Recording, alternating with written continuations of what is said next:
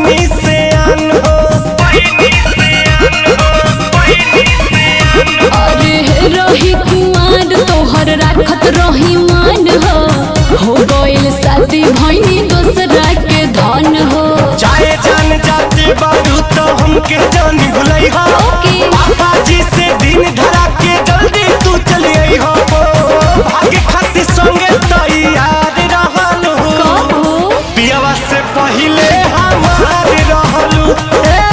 याद कर जहिया कुमार रहलू पियावा से पहिले हमार रहलू। पियावा से पहिले हमार रहलू।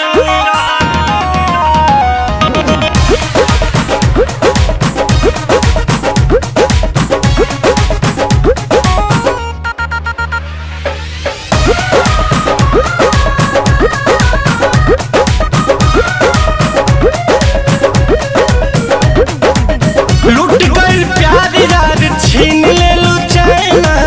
देखे के तर से रात दिन नहना।